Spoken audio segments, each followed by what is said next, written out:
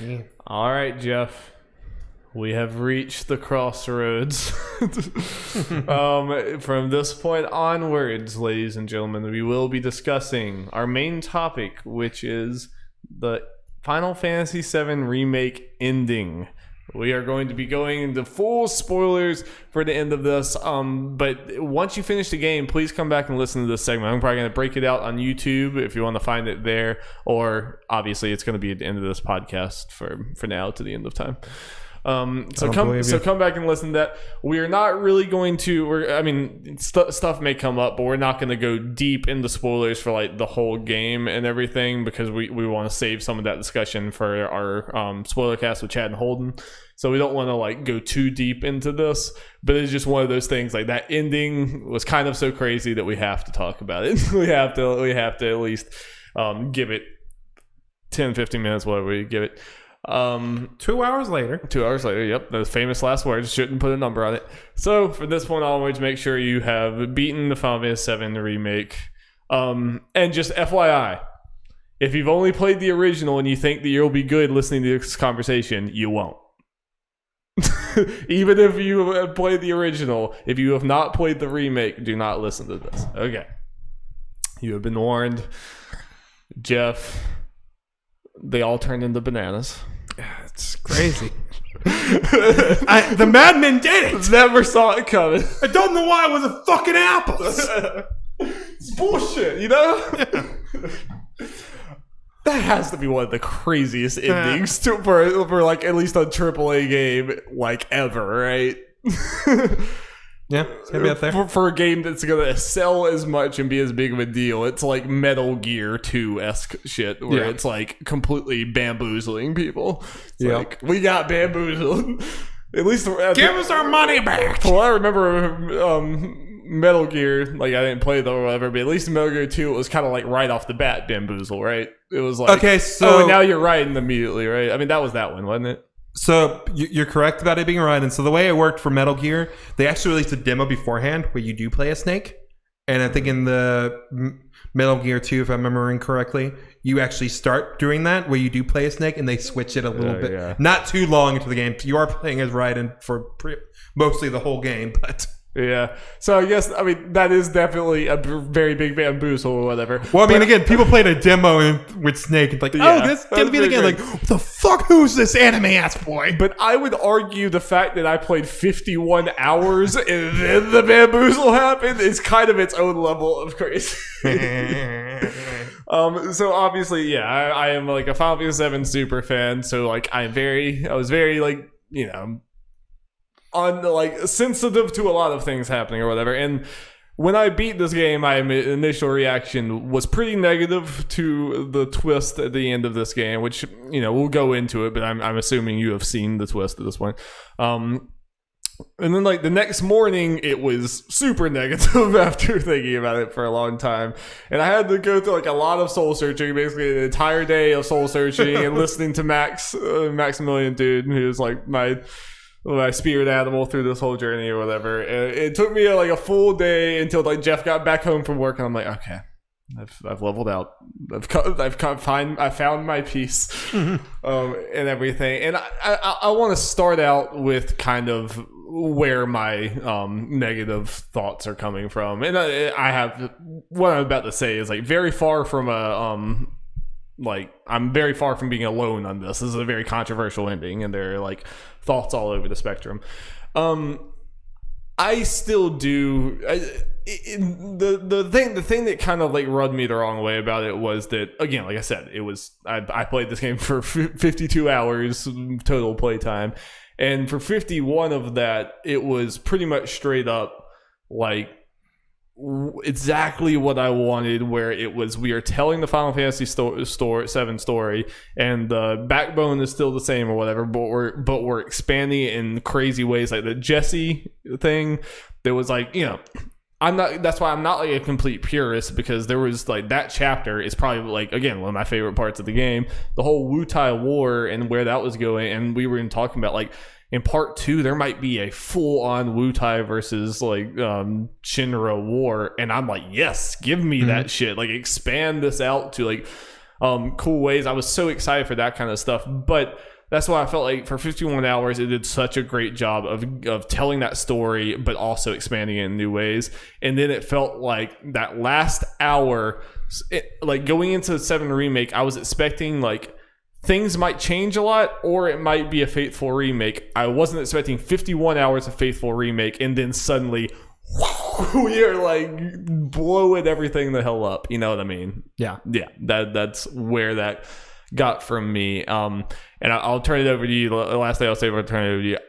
I still personally think that doing, again, not a one-to-one. I'm not a purist about this, but basically using the philosophy of this game to tell the rest of the story and find cool ways of expanding the rest of the story without doing a change this drastic. I still think that would have been a better choice.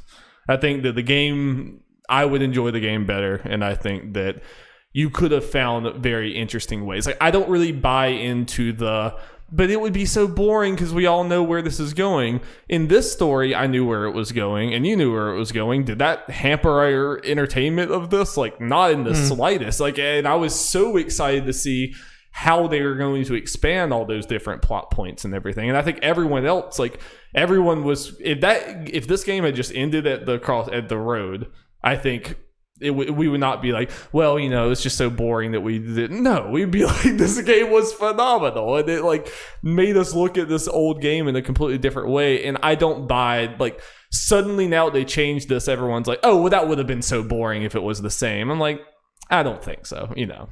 But so I still wish that we were on that route. But I'm coming more to terms with this route, and that's where I'll let you. Yeah, as far as the whole boring, it would be boring if they turn things. I'm kind of with you. I don't necessarily buy that completely. No. I can potentially see the argument of the fact that we'll be waiting for multiple year gaps for stuff, or you know, just like, okay, we know this is happening next, and then we'll get to the second game, waiting for the third game. Okay, we know. We kind of get their pace, so we know all that's going to happen. I can see the argument for that. I know that's not what everyone who's arguing it being boring is really going for, but I can see the argument, even if I don't completely go with it. I do think, in a way, that, this is in some ways more exciting. Not necessarily boring. I mean, this is definitely the most risky. Like, super by far, risky, changing things it could end up, turn out badly. That's what I think. The chances of this whole thing feeling like a failure went up a whole lot. Like the percent risk of this thing not panning out went up significantly with that. Mm-hmm. I'm not saying that it will be that way. I'm just saying the riskiness, like you said, Yeah, and as far as maybe people finding it boring is, some people could be talking about the in-between parts of it, because now we're having these because of it, we're actually doing a ending conversation where we can be like, okay, what does this all mean? Yeah. And we can actually have some fun discussions for it. Again, it's a big risk to it, but it makes the whole in-between the game thing kind of more exciting for some people. They're going to be... We would still have a good time of being like, oh, how are they going to do this now that we do that? Or like for some of the characters, like I'm just going to throw out Leslie. Like, what are they going to do with him? Because Roche, who was just like disappeared from this game. Kind of do stuff like that. We could obviously talk about, but I feel like what's kind of cool about this is this puts the players like you that have obviously played Final Fantasy VII, 11, all that kind of stuff. People that are more on my level or even below me who have absolutely no knowledge besides what's in this game. I absolutely know more than those people that have just played Final Fantasy VII overall, or Remake overall. But kind of puts them more on kind of an even playing field as far as... In a way, but also... Keyword, just more. Not completely even. Yeah, because... It might make it worse, because in a way, like, it's so weird, because like when Will was talking to me on Twitter and he was like asking, hey, do I need to have played the original game to play this? I was like, no, you don't, because like everything we've seen, it's like this is the original game, and it's like it's introducing you to all the concepts and everything. Like you're gonna be fine. The weird thing is, I think you will be fine for 99% of the game, but because of that ending, suddenly like and I've seen a lot of people online who are like, yeah, I love the, like, people who knew nothing about the original game. They're like, I love the game. I don't know what the fuck just happened at the end. And like, suddenly, like, I feel like now I feel like I might have given Will wrong advice, because I think for up until that last chapter, I think you're perfectly fine. But then now that last chapter is like, oh, this isn't a remake. This is a sequel. This is a sequel to Final Fantasy VII. And now all of a sudden, I mean, I'm sure they'll probably do it in a way to where you'll more or less be fine, but there's definitely going to be things now to where like timelines are being mixed up and everything, and like that ending made me think like they're kind of expecting you to be someone who has played through all the original, and so now you're like looking to be like, all right, so how is this going to be fucked with? So I'm kind of caught on that. Like, I don't necessarily, if anything, I think this might have made it worse for newcomers than better, you know what I mean? But they're also it's hard to I agree. I kind of more for a say. conversational standpoint, just from have like New things, or you know, like you wouldn't have to, like, let's say Will played or whatever, liked it the way it is and all that kind of stuff. If it was just more straight thing, you would have to kind of skirt around stuff, not to spoiler things. At least with this, you can kind of talk about stuff from the original game if he doesn't want to go back and play it, and kind of, you know, fill him in on stuff, and kind of with him talk about stuff that can happen if you're kind of more of that standpoint. You're right on all what you just said. Yeah, I mean, it's hard. And also just kind of thing for if they did the whole straight general, like, just do the way they remade things up to that point for this whole story, or the way they did it. This is the only game they could have done any of this with. That stuff still applies. There's definitely like my thoughts on this are going to go all over the place, and I'm still like, and I sound super negative because that's where I've started. I have kind of come around on it, not to the point where I'm happy necessarily about this. I think when this is all over, I'm still going to be like, it was good. I wish that it had been, you know, what it seemed like it was going to be. But I definitely think there is something kind of cool. And like you said, that you could only do it with something like this. Like, because this is a story that so many people are familiar with. Even if you haven't played the game, you can probably, a lot of video game fans can kind of recite the general Final Fantasy VII story, like, even if you've never played it, just because it's such a iconic video game story. So there is something to be said about like taking that, and it's like that almost becomes like a backbone to this new story, because like it's very clear with the whole time travel, the whole like alternate reality and everything, that the through line of Final Fantasy VII is going to be very important to the events of this, because what I understand is that this is, we don't exactly know where he came from, but this is basically either of Sephiroth from a different timeline, or like in some way this seems like a Sephiroth who has experienced, or at least knows that, aware that in the normal Final Fantasy VII story he loses. So this is him either coming to a different reality or going back in time to like stop the events from happening and everything. Like you said, if you just did that, if you did that with fucking Xenoblade or something like that, it'd be like, okay, cool, but like most people would just not know what the fuck's going on, and that's that. Final Fantasy VII is one of those stories that's like so iconic that like you actually can kind of like, you can have that. So like I'll be playing it or whatever, and like I'm fascinated. I'm getting there. I'm fascinated to see things like Aerith's death, which I still think Aerith is going to die in some way, but that scene is going to be different because Sephiroth is, if Sephiroth, it's fascinating because if Sephiroth knows how the story goes, then he knows that killing Aerith is the thing that made him lose. Yeah. I'll say, just go ahead. I know all those big spoilers that would be full relevant. Spoilers for the original game. I'm sorry, I can't talk about this without that. No. I know all those relevant spoilers, so you don't have to worry about me. No, that's kind of the thing that's interesting, and something that Max brought up about this that could be very interesting, and about the only way you could I don't know the right way to say this to make my feelings exactly, though. Like, completely replicate Aerith dying originally. Like, it would still be, in a way, it'd be more sad because, like, with Jesse's like with Jesse's death, because we spent the time with her. Well, and you're going to learn that Aerith has to die. No, that's what I'm getting at, and it's like they gotta let her. Like, does Cloud kill her? Like, do we gotta it might be even worse as far as emotional. There are a couple times when you gotta make choices. Does the prop come up? It's like, do it, like, kind of thing, and you as the player gotta pull the trigger. Like, I mean, it could be. There's a chance that they may not change as much as they're making us think, they just kind of do it in a very convoluted and Japanese way.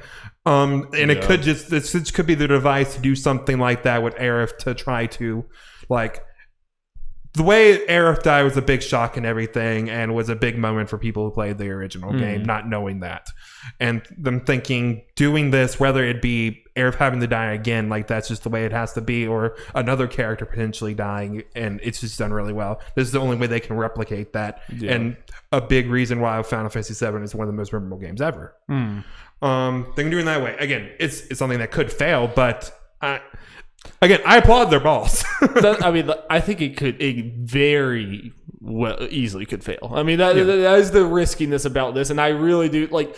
I think Ben Moore said it on Twitter, and I definitely agree with him. Now that I've kind of come to terms with everything, honestly, my opinion of this twist kind of completely depends on the follow-up. Oh, yeah. Completely depends on the follow-up. I've been that way since the beginning. I guess I just haven't said it out loud. Because it hasn't been relevant. If the follow-up is bad, then that was the worst decision you possibly could have made. Like, what the fuck were you thinking? You know, it is definitely super risky. But like, it reminds me, it's weird how much this is like straight up in game, where it's like in game that whole time travel and messing with the timeline shenanigans worked so well because you were so intimately familiar with all these past things. So like whenever you went back to Avengers, like 2012 or whatever, they went back there, it's like you see the things playing out and everything, and it was really, really cool because, you know, you see these moments happen. You're like,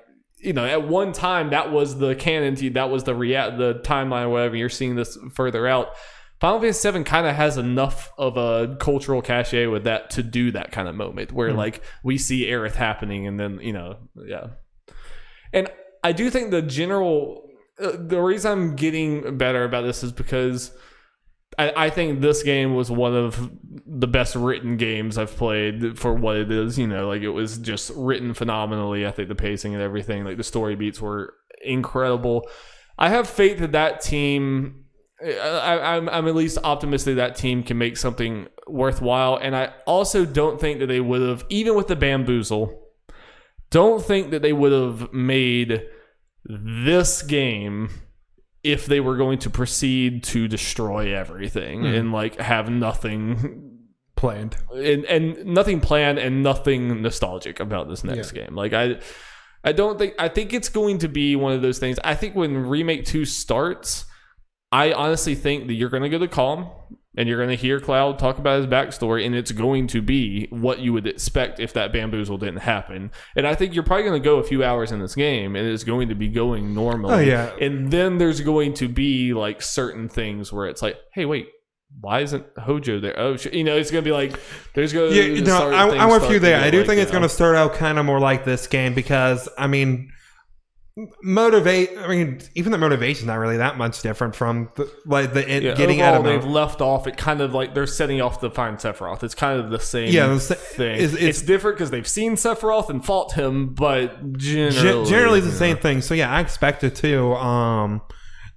for at least the first little bit kind of start out the same. A couple little differences, and I do think once we get more into the series, that's, you know, there'll be more kind of branching off stuff as you kind of go from smaller to bigger stuff, since now they set up, you know, from the start of this game, you know, hey, things are going to be different, so they can pull that stuff, whatever changes they want earlier, instead of at the very end. But I mean, the whole way this game ended and the whole like ending line of the unknown journey and everything, I mean, like, there's no way that the future games don't have some drastic changes that far supersede any changes that happen in this game. I mean, that is 100. Like it's obvious that in that ending they were like, what you think about that? You know, like they're wanting this reaction and everything.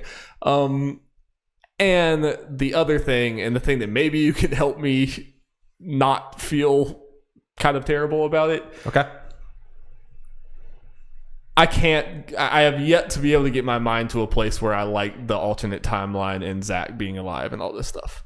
Because I'm trying to think of how they introduce this, and I struggle to find a way that it's not kind of cringy and terrible. Where it's like, oh, we're jumping timelines. Oh, there's two Clouds. There's the Cloud who never became a soldier, and this one who does, or whatever. And like, I'm seeing that in my head, and I get sad. So again, it's how they go off it thing. As far as what they could potentially do, I'm not going to try to make an argument of this is what they're going to do necessarily, because there's no reason. There's no way we can know. Yeah. How they're going to do this. I do think there's going to be some way where our Cloud meets the Zach. I feel like that's something. There's no way it doesn't happen. You don't do this if you're not going to do something like I don't know that necessarily means that it'll be the whole there are two Clouds talking to each other thing. That doesn't have to happen. It doesn't have to. Yeah, it doesn't have to happen. I can see potentially I think that this could be done pretty cool depending how they do it. Just generally speaking, we'll have to see how they would intersect the two things. No. There are segments like, let's say, you do a couple chapters if they go with that route again. Playing through Cloud's thing, and then you get a one-off chapter where you're playing as Zach in the alternate dimension. Yeah. There's no crossover, but what you're seeing is how things would have been if Zach did stay alive and Cloud wasn't Cloud. Yeah. That stuff could be cool. Yeah. Or I think the best case scenario could have been for that, and I know they're not going to go with this.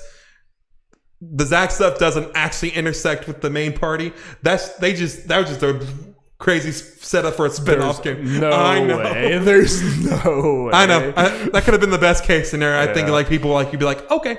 Yeah. It's on its own. Cool. Whatever. And then Nomura is at the end.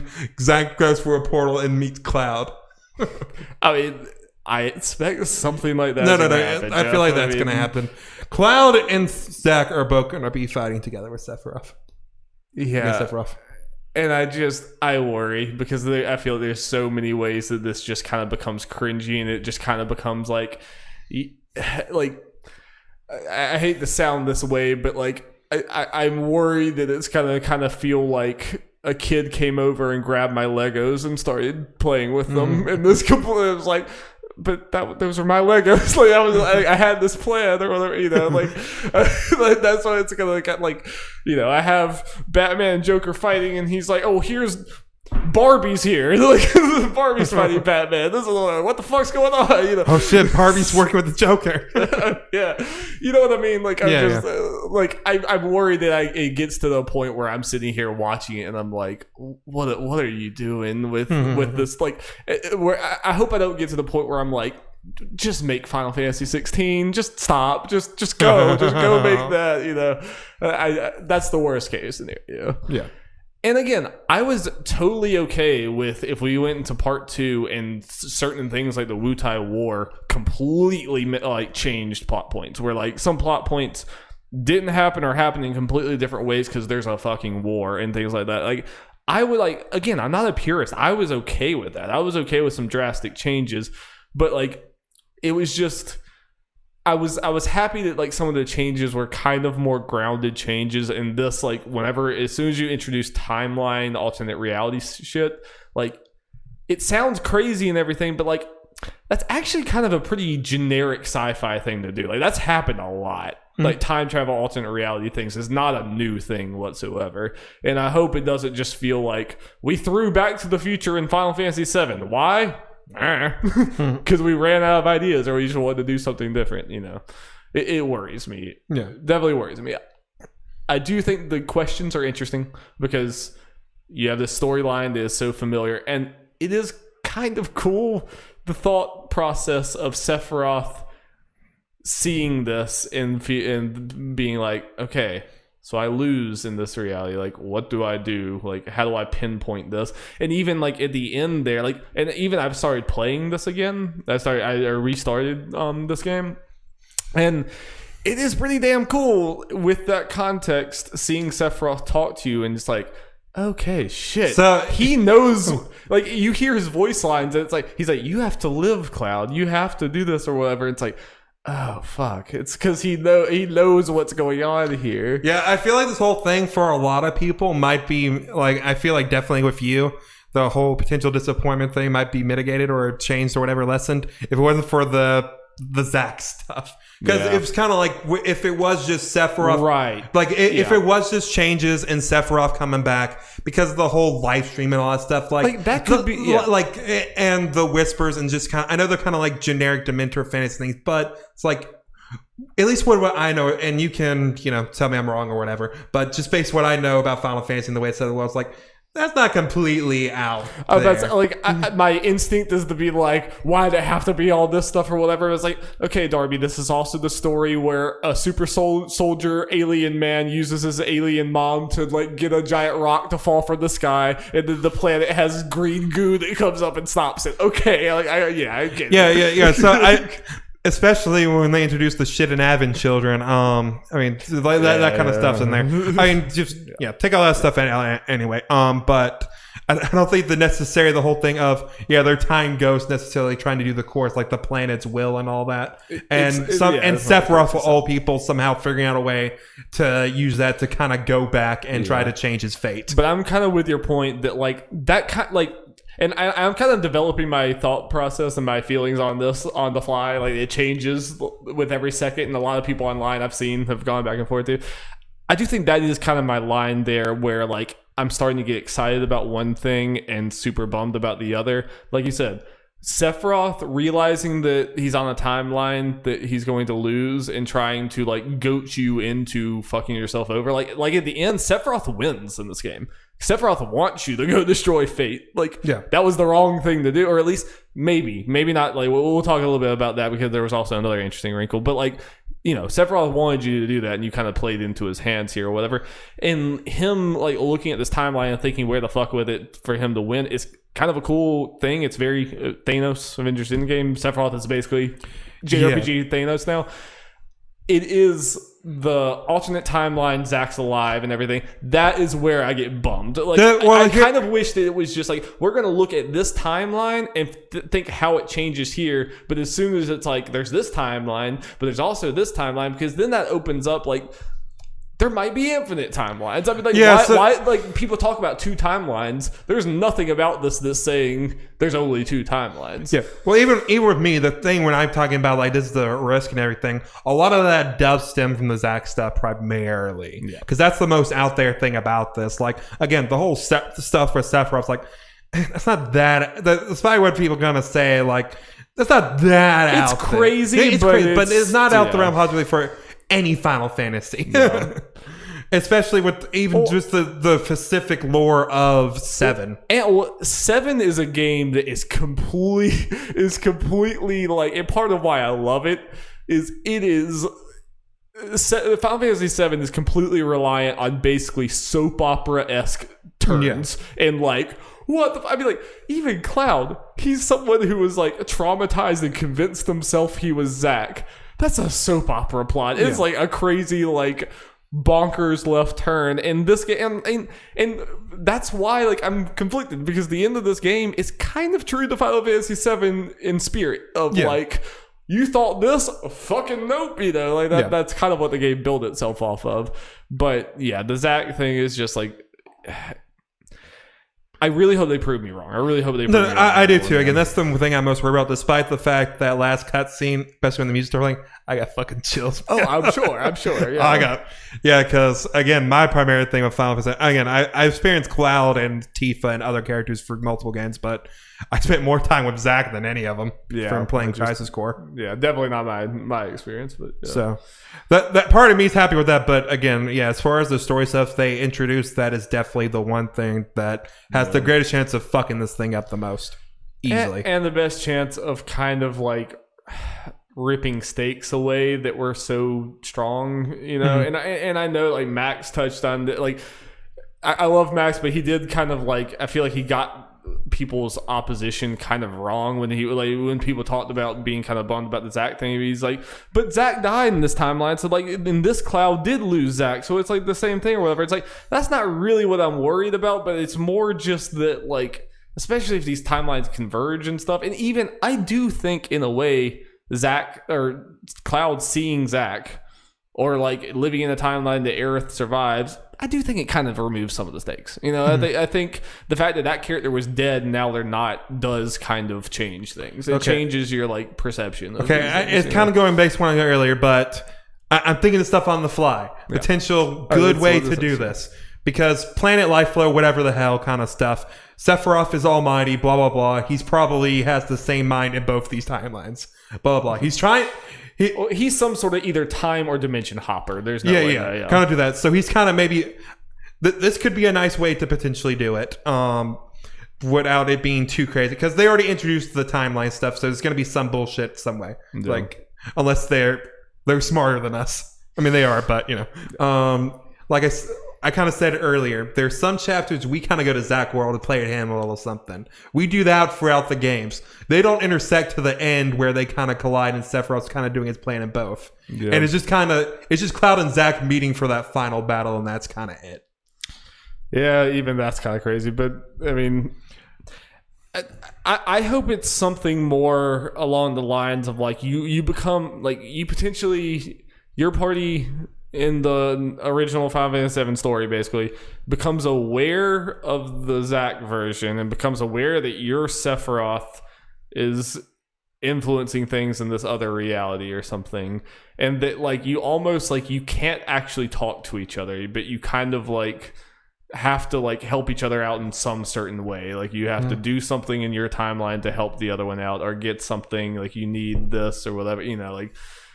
So, you know, it's not a very well-formed idea, but, like, I hope it's something slightly more subtle and less, like, if we have a scene where it's, like, Cloud, Barrett, Tifa, and Aerith see the alternate version of Cloud, Barrett, Tifa, and Aerith, I am not excited for that. Yeah. Like, that feels very hard to not make cringy to me.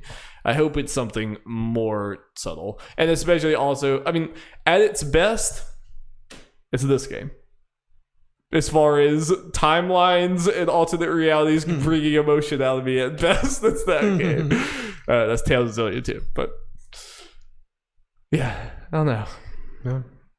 Now, one thing I guess we talk about real quick as far as the ending that I think Max got us completely wrong on what I saw from him is Biggs.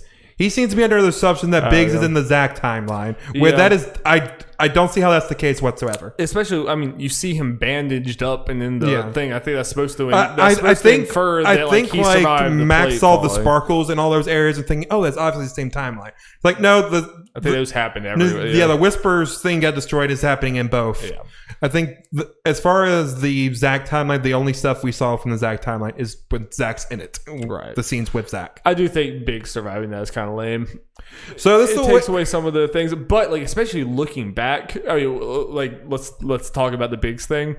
But now with the context of everything, the Shinra thing is like really like as much as I kind of like am not crazy about these changes or whatever, like it was set up really well because when you look back through and how the ghost people like at first seemed like a negative thing and then they were a positive thing but then they were a negative thing again, it's like what are they and then doing? You look at that, it's like they're doing stuff that directly affects the timeline, right? Like they were not on anyone's side. It was like we got to keep everything together, and potentially it's one of the things you got to think about, like that could throw you off when they are attacking Seventh Heaven and they mess up Jesse's leg. It's like, oh, then Jesse's not going. But that was because they weren't going to take Cloud. Yeah, because Jesse was, in the grand scheme of things, irrelevant to that. No, it's actually really good. And I just replayed it, and as soon as Barrett says, we're not taking you on this mission, you see one of the ghosts fly by. It's like, now that you see it in the past, it's like, because the ghosts know that they have to interfere and make sure Cloud goes on this mission, you know. Yeah. So as far as the big things in general, I am okay with it because I believe they have a plan for him. That but if they bring Jesse and Wedge back, that's when I'm going. That's a thing too. Because that's where I was about to go. Like with how this was set up, how the you don't know how the ghost people are or whatever, and like at first they're subtle, but then as Sephiroth is kind of like fucking with things, they get more aggressive and desperate. And in hindsight, that Wedge moment is kind of harrowing. They fucking kill Wedge. I mean, like maybe he's not dead, but it's like it seems like they just like He's probably not going to be able to probably pull the punch, but at least it appears, it's like... Yeah, part of me thinks that, Jesse and Wedge are dead. At least I'm kind of hoping they just kind of stay dead. Yeah. I feel like, and again, they don't have to do this. I feel like they would have done something with Biggs and showed they were alive. There needed to be some reason, because him and Jesse basically had the same exact scene, but somehow Biggs gets out just because plot. We just wanted to do something with Biggs. It was just like... And it felt like the only reason Biggs was saved and Jesse wasn't is because you care more about Jesse. I mean, like, it all feels like plot, not logic. You know what I mean? They're like, Biggs, we can afford to bail out of there, but we know if we bail Jesse out, rightfully so, everyone will be like, what the fuck? I mean, you just ripped out the most emotional part of this game. So, like, it just feels like very kind of like action movie plot bullshit rather than something that actually makes sense, which is a little bit of a bummer to me. I mean, that Biggs moment hit me. I mean, and I mean, I'm kind of bad about this with a lot of things. I'm very, very rarely a fan of the, you have this emotional death scene and then they're back or whatever. Like, I hated it in Wonder Woman, the Wonder Woman movie or whatever, when Dude Man is still alive. This is fucking bullshit. Like, that was just such an emotional like moment, and then he's just miraculously alive. Like, that almost always pisses me off more than like, I'm never like, oh, thank God they're alive. I'm like, come on, man, you had that punch, just punch, But again, I feel like I'm hoping at least with Biggs they have some kind of significant reason to bring him. But just the way the game was written overall, I believe that they have some kind of plan for that. Also to see if it's good. But again, I feel like I'm hoping Wedge is dead, for instance, because they technically didn't show it, but they do the thing where the ghost pushes him out and you hear the window crashing, and he says a very last line thing. Again, what do you say again? I don't remember. I don't know. It's like, I hope I made a difference. Right. Yeah, and crashing through the window, and that's very. I mean, at least that scene is. I mean, it's obviously connected to how he's supposed to die. Right. And it's like, okay, you've been around here long enough. You're kind of messing things up. Time to go out a window.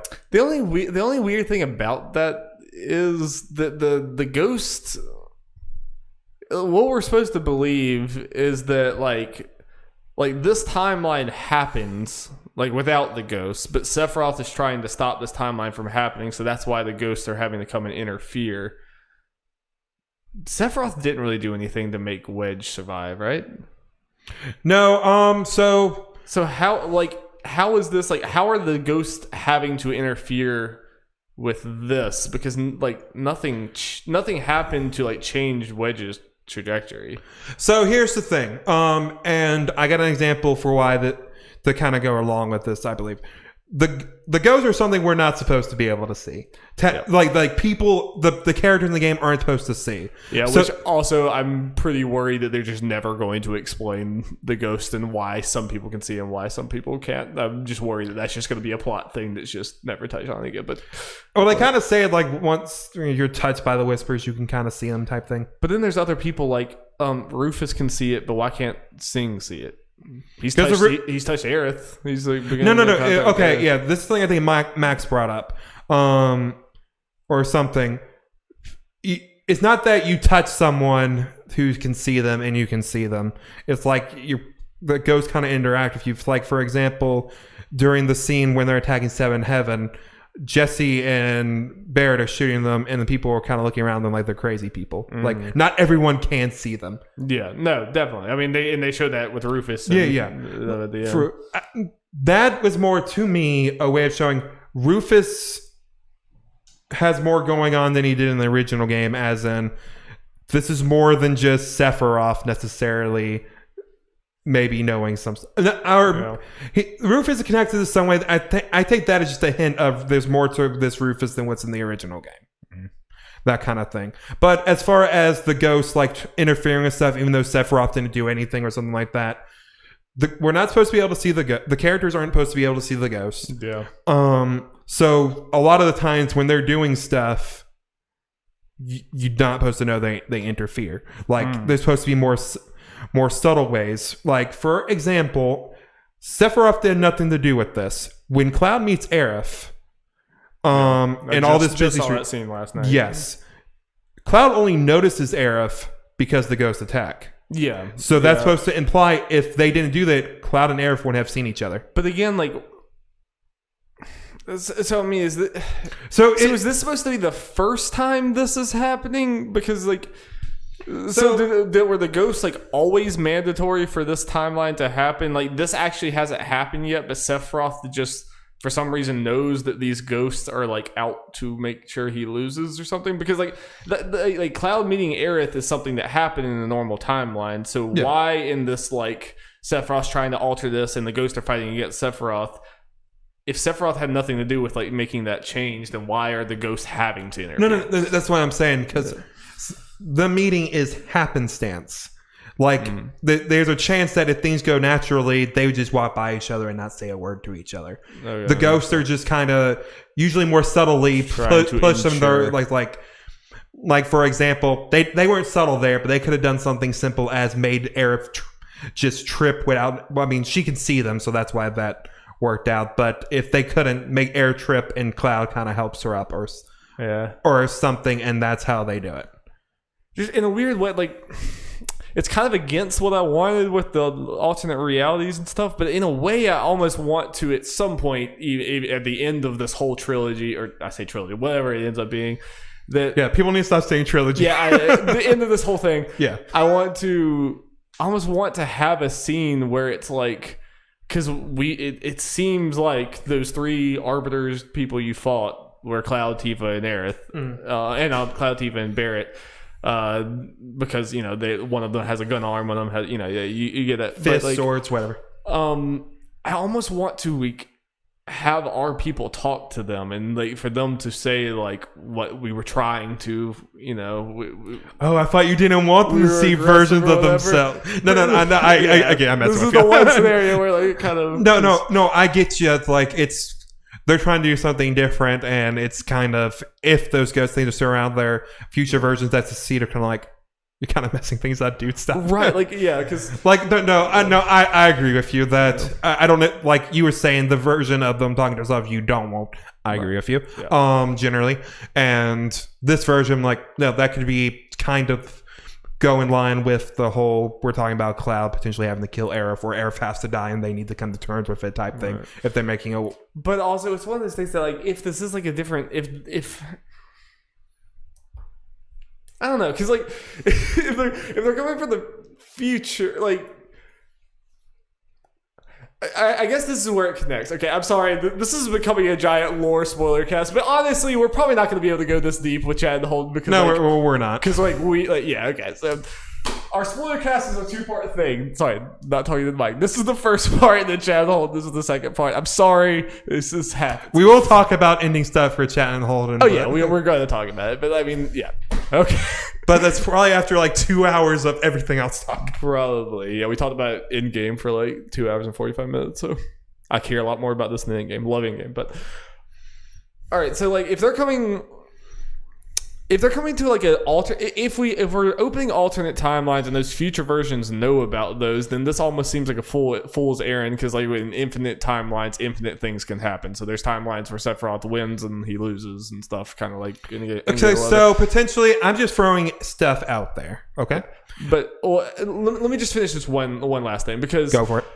I think it could be more likely they're coming from this timeline because at the end of Final Fantasy VII, and spoilers, I guess, because I guess you haven't seen the entire thing of Final Fantasy VII, but the very end of Final Fantasy VII, Meteor comes down, the life stream like comes up and stops Meteor, but there's some sort of wording, and I forget where it comes from, but I've seen a lot of people talk about it. There's some wording about the life stream will cleanse the planet of all of its, like, the things harming it or whatever. And it's always been kind of a 50-50 interpretation on whether that means it stopped Sephiroth and stopped Meteor, or it stopped Sephiroth and stopped Meteor and wiped out all human life on planet, because Shinra and humans are, like, draining the planet. Yeah, and then you get a little scene with Red and his little cubbies running. Right, and part of what have made people think that this really is a bad ending in the sense that at the end of Final Fantasy VII, all human life is is wiped out. At the very end, you see Red 13 and other people of his tribe running up, and you see Midgar completely overgrown by with nature and stuff. And so that's always been kind of a debated thing on is the end of Final Fantasy VII good or bad? And there's other things the weapons are the planet's defense mechanism or whatever. Yeah. And Sephiroth tricks the weapons into not coming after Meteor. And he puts a force field around Meteor. All this shit's crazy. He puts a force field around Meteor so the weapons can't register that Meteor's coming. So the weapons go for the next work. The weapons come out, they don't know about Meteor, so they go for the thing that's causing the most harm to the planet, and that's Shinra. So that's why they go after Midgar. That's why they go after these things. So it is definitely believable that we do all this work to get the planet to stop Meteor, and the planet just wipes everything out because humans suck. Humans are terrible. And Final Fantasy VII is absolutely kind of an allegory for climate change and how we're destroying the planet. So it was always believable that Final Fantasy VII was a bad ending. And then Red 13 in this game, you see that scene of Red 13 running up there and the overgrown Midgar, and he says, "This is what happens if we fail." Mm-hmm. So those three, Cloud, Tifa, and Aerith, are probably the three from the original timeline. Not an alternate timeline. They're not trying to change some alternate reality that Sephiroth is trying to change. They're trying to change the actual game because the actual game is bad. It's a bad ending. That's kind of cool. Yeah, it's kind of cool. No, again, that whole stuff, I'm kind of all for it, even though I would have been again completely okay with them going a straight up thing.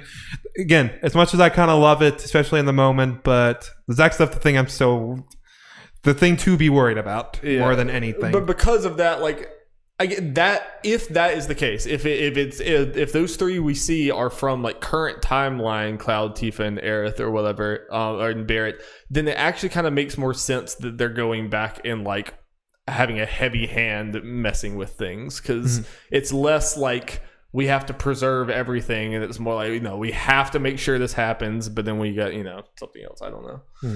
I don't know. It's going to be very interesting. I really hope that we get some answers before this is all done about because it's kind of cool in a way. It feels like we might just be pawns to a real battle between Sephiroth and future Cloud, Tifa, and Barrett, who are both trying to influence us in different ways. Them through the ghost, Sephiroth through coming back. But again, all bets are off because Sephiroth just won. Sephiroth just eliminated the Arbiter of Fate and all that other shit. Yeah.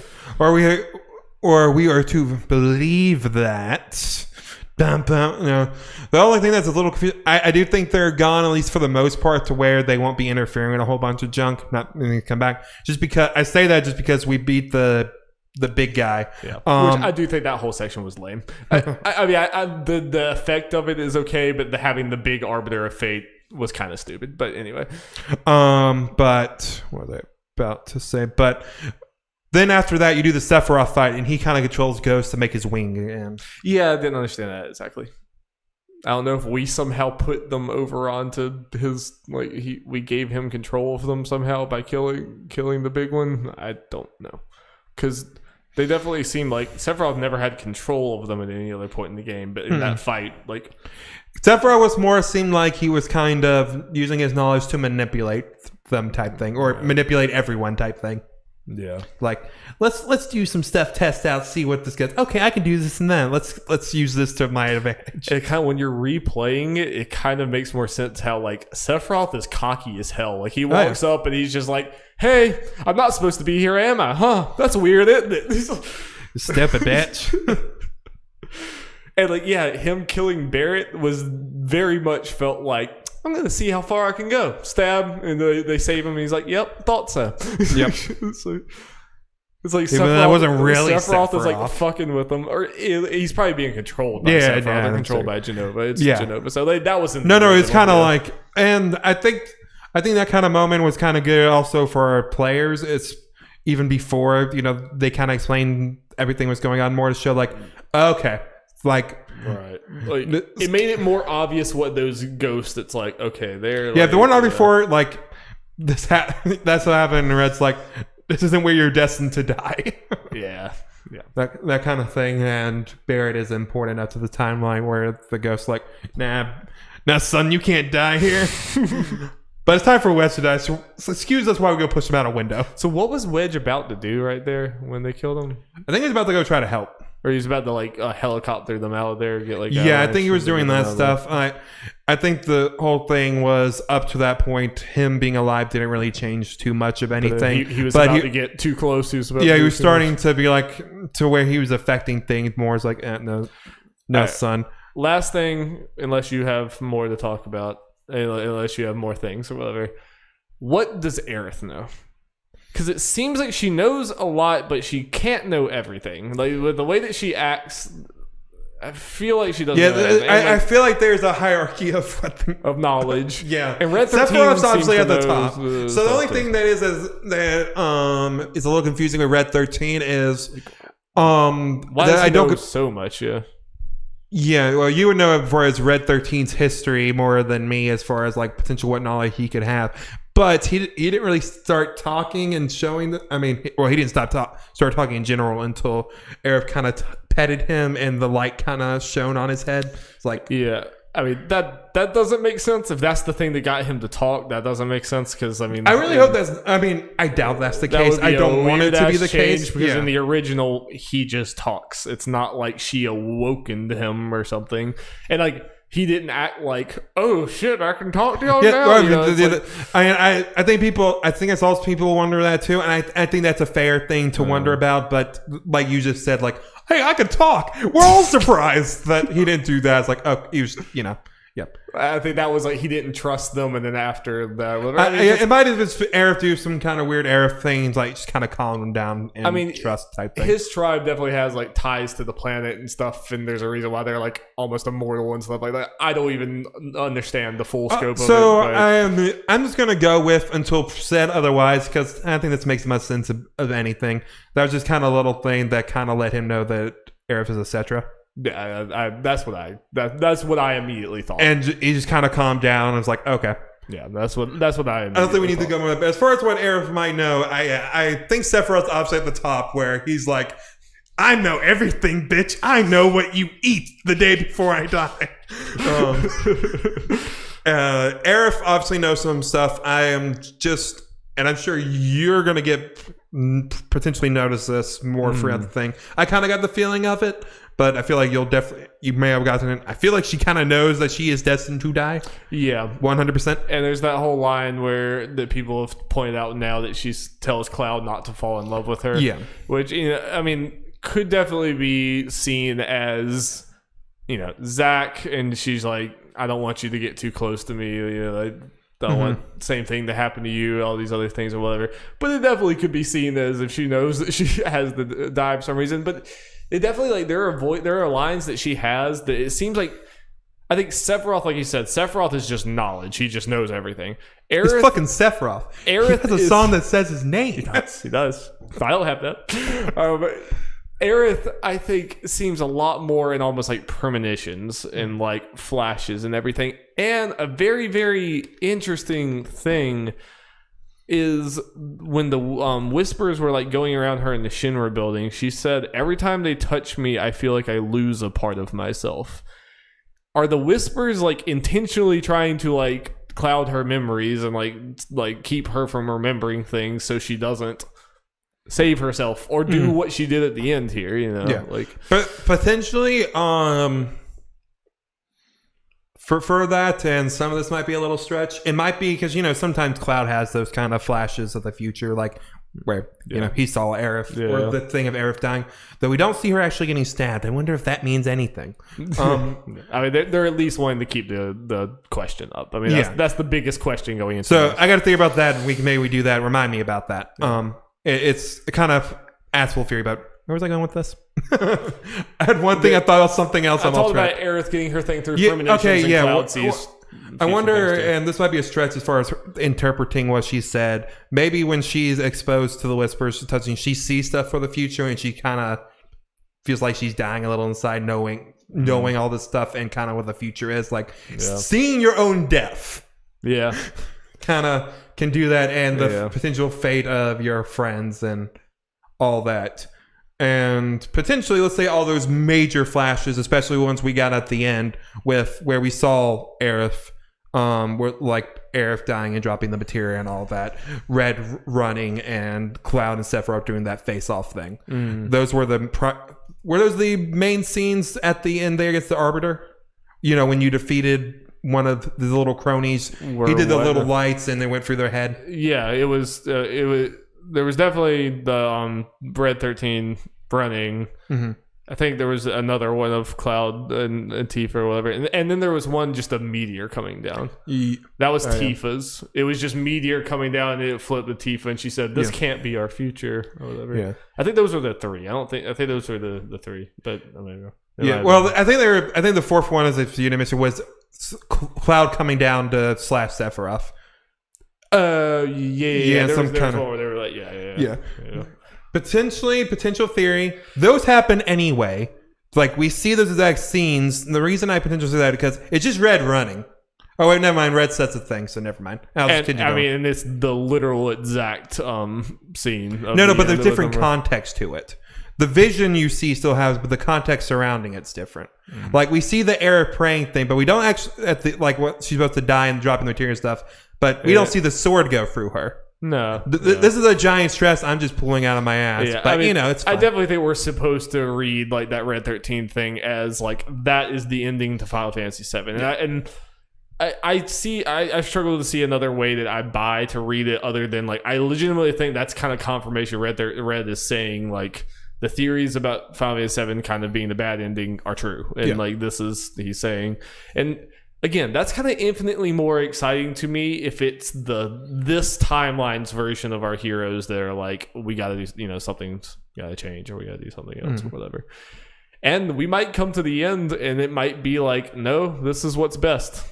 Wipe out humanity. Because again, Final Fantasy VII is a gigantic allegory for climate change and everything, and the ultimate answer for a second time might be humanity is destroying the planet. I mean, no, it might legitimately be like part of it is at the end, like we were talking about with Aerith, like they got to say, she has to die, and it's like it might be like we have to do this. We have to sacrifice ourselves for the planet. Like that might be the ultimate sacrifice that has to happen anyway.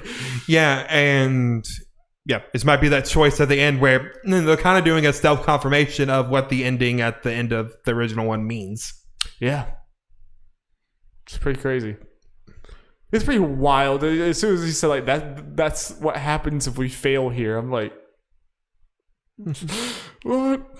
Yep. Though it's one thing that's kind of like with this whole thing of the last part, the stakes go down, at least for the Arbiter part. Because their whole thing is keeping the timeline in check, but it's like if they kill us, the timeline's fucked. They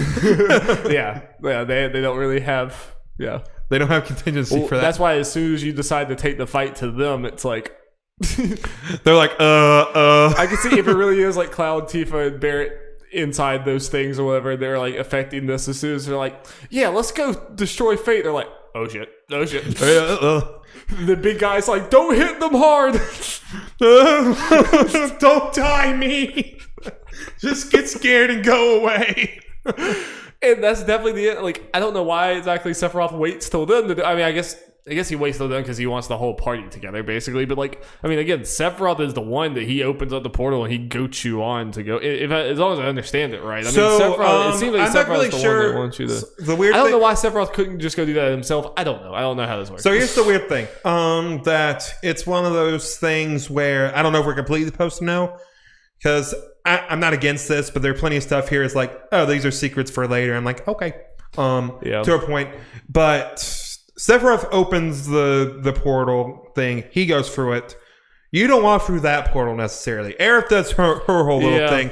And I think it's supposed to be either she opens a new portal or kind of does something with the portal that makes it safe for them to go where they go. This is one thing that I definitely like hold on to the criticism that like I really do feel like this whole game, the writing was pretty incredible as far as just like characters communicating to each other and like things being clear. Not that everything has to be clear, but like the writing and dialogue was just like really good and like clear with everyone. And then suddenly at the end here, everything becomes cryptic as fuck and no one comments on it. Like everyone, suddenly Barrett is just like, oh yeah, you know, the god of fate, we're gonna go kill him. Like, sure, you know, whatever. It's like, no, what the fuck are you talking about? This is all just some nonsense. And like Aerith was not talking like this 5 minutes ago. Like suddenly Aerith is this like cryptic god. No one's like, you know, which I kind of get because it could be Aerith is seeing things. Aerith is changing in her mind. Yeah. But like it kind of just seemed like a very convenient time for the party to just be like, oh, yep. This bonkers ass shit's happening. So potentially for Aerith, the reason could be for that is her saying things to could influence stuff, and that's why like whenever she's like, "Where do we go from here?" and Aerith is like, "I can't tell you because if I tell you, things might get fucked up." I mean up to that point, it's because Ghost would be like, yeah, that's it. And then at that point, it's like, well, fuck everything. Let's just say this stuff anyway, and let's go and kill these. I mean, it could be like legitimately like we start this game, we should get a big info dump, but they just didn't want to do it at the end. I just had another thought, like, what if we were going through this game and Aerith knows about just as much as Sephiroth, but she can't tell you that because she knows if she tells you that, things aren't going to happen the right way. Mm-hmm. So Aerith just kind of, I mean, that's kind of what happened in the original game, but Aerith has to go through the whole thing knowing what happens, and like she kind of can't tell you anything. Yeah. Even if they are trying to change fate, it's kind of a thing of telling stuff can just mess up things. But it's already going to be different because in the original, Aerith knew that she had to die, and Aerith knew more than she let on, but you kind of didn't know enough to question her, and it was like you didn't know until it was too late that she had this bigger part to play. Now the party kind of knows. The party knows that fate was like dictating this certain thing or whatever. So there could even be like hostility towards Aerith where they're like, no, tell us. Like if there was this timeline we're supposed to go on, tell us what's supposed to happen. Aerith's like, I'm not going to tell you because you'll try to save me. You know, if I tell you, you're going to try to make sure I don't die, which I have to die. You know? Yeah, I can see from Aerith's point of view, if she does know close to about as much as Sephiroth, she's like, no, I'm going to go with you to change this stuff so you guys don't die in the end if the bad ending thing is true. But I'm not going to do as much to you to save me so you guys can be saved in the end. I wish that there had been something that kind of made sense for that change in Aerith, though, because it kind of felt like she became a different character at the last hour of the game. Like it felt like you got to the end of the road and she just kind of felt like a completely different character. Like, which could be okay if there was any sort of like the whispers did something to her or something, you know, like something to make it seem like she just gained a bunch of knowledge. But as far as I remember, it kind of just, I mean, maybe there was just too much shock from my standpoint, but I've seen a lot of people like the writing. It felt like they changed writers for the last hour. It felt like they handed it over to Nomura for the last. Oh yeah, hour. I just want to point out, people, if you don't like this ending, don't blame Nomura. He wasn't the writer. No, it was not the writer. I'm completely joking. I'm completely joking. So if your problem is, don't put this on Nomura. I don't know. I'm probably going to break this apart even in the podcast feed because it's just too long now, but I've loved it. This has been great.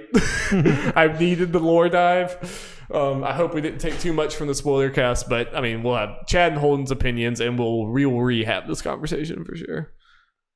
I can see that Spoilercast lasting a while. Yep. So let's free up some time. We're going to be talking about this game for a long time. Yep. And that is exciting. It is exciting that we just got like a freaking hour of lore talk about this, you know. Yeah. I will admit that is exciting. It's just if this goes poorly and this like gets to a point where like the story has just gone too far off the rails and everything, then it's going to be very depressing to me because it's just going to be like, you know, guys, y'all had the budget, y'all had greatness, like what, you know. Yeah, no, I get it that it will be an even harder blow than if they just went off complete rails here. It's like you saw what they did up to that point, just going for the straight thing, and like it was phenomenal. It was my favorite game of all time. Like I said, no, I get it. And this ending is, even with me coming to terms with it, this ending is the biggest thing that is making me like hesitate to say it's my new favorite game of all time. If it wasn't for this ending, I probably wouldn't hesitate. And I think it still really is. I think it honestly still is. But just the more, I get it. uncertainty makes you hesitate. I mean, like Ben said, this twist could either be the coolest fucking thing to ever happen to Final Fantasy VII, or it could be the biggest mistake and an absolute disaster. Like, my opinion on everything we just saw honestly will change depending on the follow-up. If the follow-up's bad, then I'm going to look back on this part and say, well, this was shit. Because, like, everything we saw right here at the end, there is no finality in the least to it. There's not even really any answers whatsoever. It's nothing but questions. So if none of those questions have good answers, then the questions are bad. It all becomes bad. You know. And I mean, it's the same way. I mean, just in a different way, like from a new player standpoint, if the game finished, it'd be the same thing of, we don't know what's going on, or like, you know, stuff unanswered. This is just kind of a different thing for now for people who do have knowledge. Like, yeah, if this turned out well, then, you know, just the way it is. It's just the way stories go when they're broken into over a series of movies and parts and stuff. I think same thing with Game of Thrones. The earlier parts of the stuff are not as good because the end of it was shit. Yeah. I mean, that's just the way it works. Just kind of retroactively, when you're building to something, and if you build to something that is bad, you know, and I mean, there's a lot of things like that, where like the build up and the suspense and everything is far better than the conclusion. But it will just make this so much more. Like, if Final Fantasy 16 came out and was like crazy and had bullshit plot stuff or whatever, it'd be like, all right, well, this is a new story that wasn't for me. It's going to be, like you said, it's going to be so much harder to swallow if you made an absolute perfection version of my favorite thing for the first quarter of it, and then you went off the rails and made it into something that's not. And like, it's going to be, if this story gets to a point where like I just absolutely hate everything they're doing, I'm going to be watching my favorite characters do something I hate, and that's going to be very hard to stomach. But there's also a chance that everything we just talked for a full hour about lore and stuff about what could happen. So obviously I'm interested. I'm very interested. It's just, man, it's balls. The balls on that team. The balls. All right. Well, thank you guys so much for watching our lore video for Final Fantasy VII. Like, I don't know. I'll figure out what I want to do. I don't know if I want to put up the 2 hour and 30 podcast. I might just like cut myself into the end of the podcast and be like, hey, this is going to be a separate thing. It's going to be Final Fantasy VII lore talk. They will actually have the sub-hour 30 podcast. It was taking out a main topic. I think I'll probably do that, but I'll still put it in the podcast feed, so nothing will really change for, you can still listen to it. But I think this was worthy of being its own thing. Yeah. And I think it's okay for us, our channel, to have 2 Final Fantasy VII Spoilercast. I think it's okay. Yeah. Well, one of them is just about the ending only. Just about. I mean, we're not even getting into the other shit. I'll label it as such. All right.